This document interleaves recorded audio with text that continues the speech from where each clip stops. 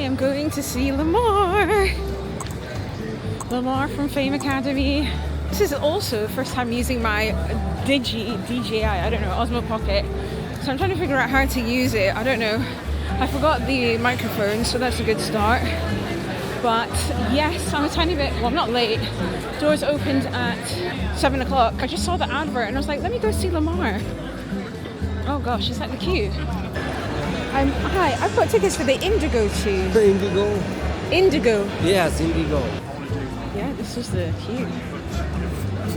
It's really long.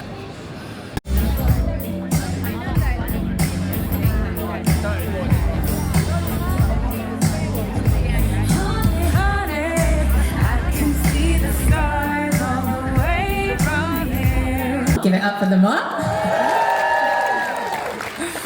Been a long time. Sorry. All right, cool. Focus. Yeah. Shall we put some harmonies on? Yeah. Okay, cool. Let's try.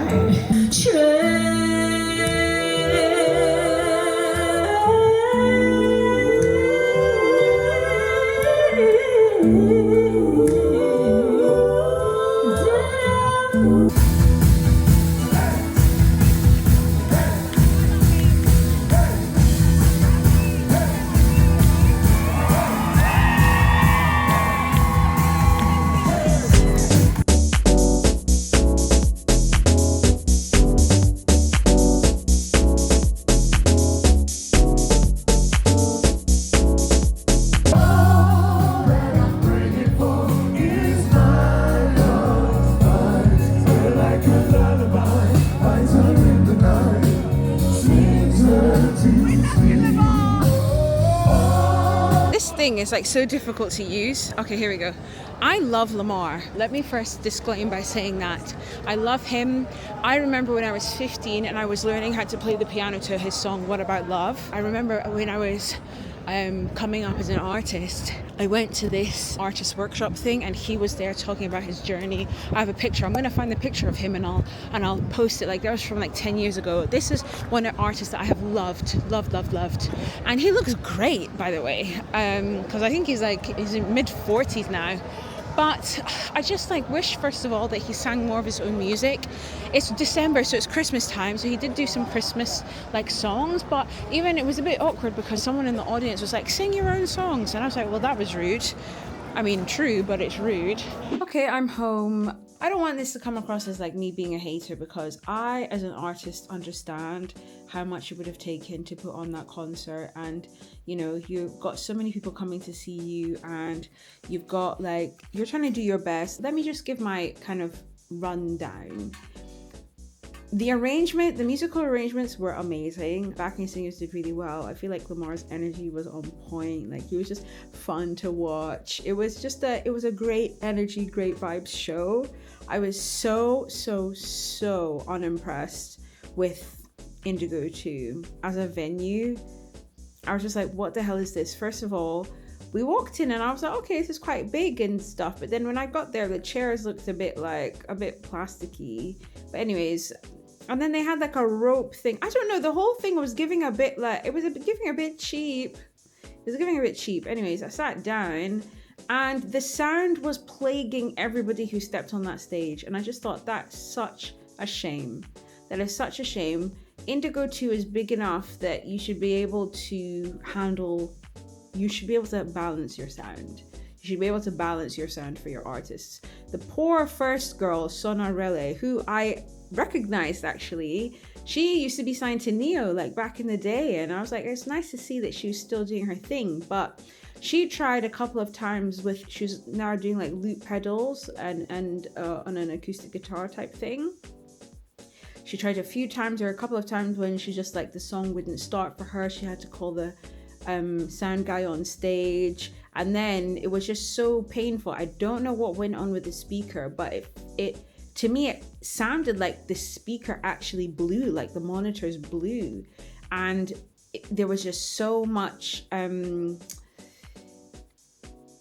yeah, it was literally like it sounded like the diaphragm of the speaker actually blew while she was singing, and it was just vibrating constantly. Calibration, truth and grace, my combination. Every blood turn to motivation. This ain't me, I know simulation. I'm just in the flow. Everything alive, I'm holding good. Blessings bring my daddy exalted.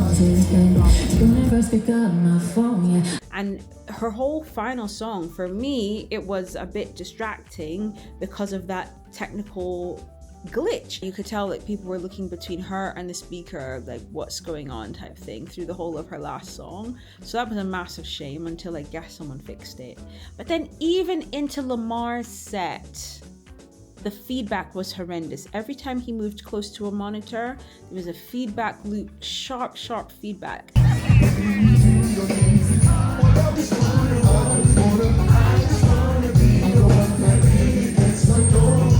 For me, I just find stuff like that really unacceptable for such a big venue.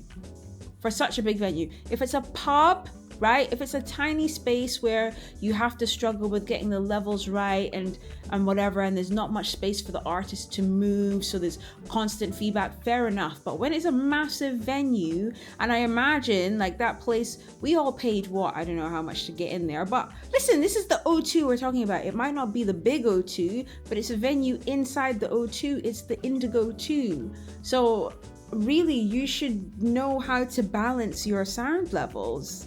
And the fact that it wasn't just once, it was all the time for the good, maybe the first quarter of the show, going into the first half of the show.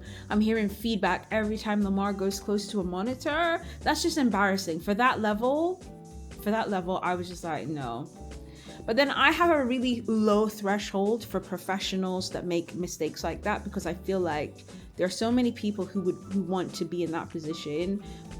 The least you could do is get it right. So yeah, I wasn't impressed with that at all.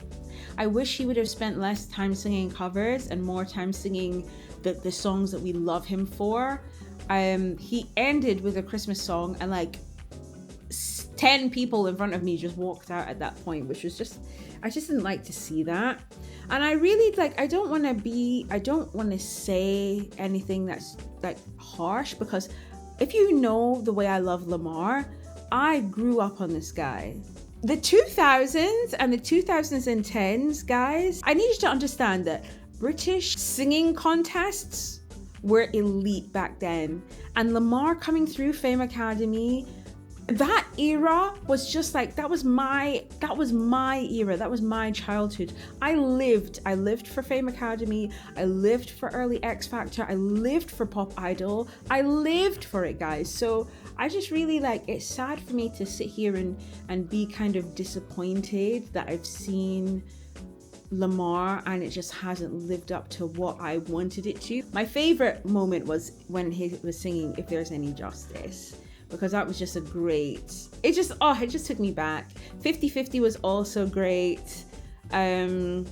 Yeah, It Ain't Easy was also good, but I just feel like those are the only three really that they were the three big moments. Like there were so many others that he could have sang, and yeah, he's got the material. I just wanted more from him.